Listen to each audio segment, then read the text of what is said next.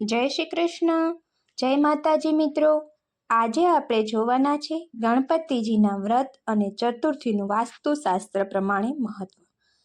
દરેક મહિનાની ચોથના દિવસે વિનાયક ચતુર્થી મનાવવામાં આવે છે।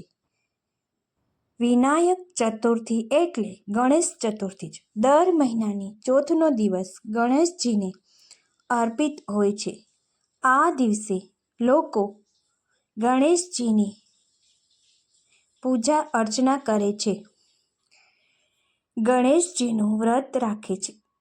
સરળ શાસ્ત્ર પ્રમાણે ગણેશ ચતુર્થીના દિવસે અમુક કાર્ય કરવા માટે મનાઈ કરવામાં આવે છે।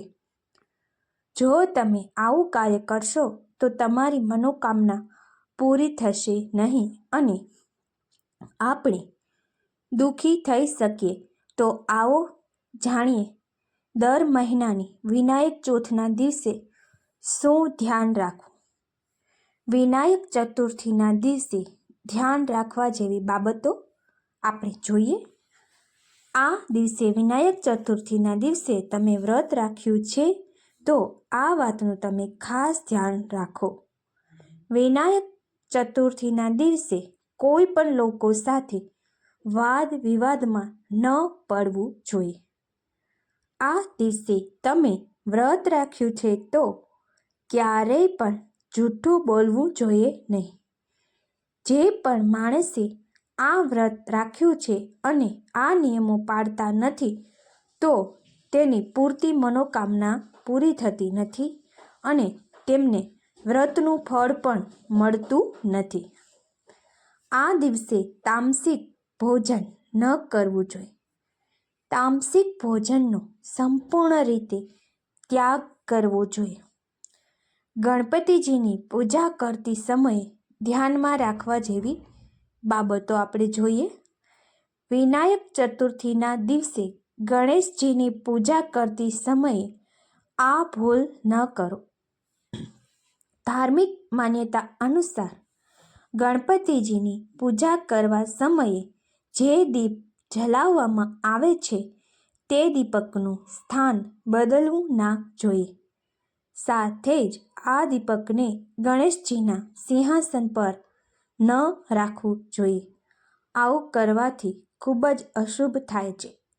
વિનાયક ચતુર્થીના દિવસે ગણપતિજીના પૂજા સમયે જે જગ્યા પર ગણપતિજીની સ્થાપના કરી છે તે જગ્યાની એકલી ન હોવી જોઈએ। તે જગ્યાએ કોઈને કોઈ વ્યક્તિ હાજર રહેવું જોઈએ।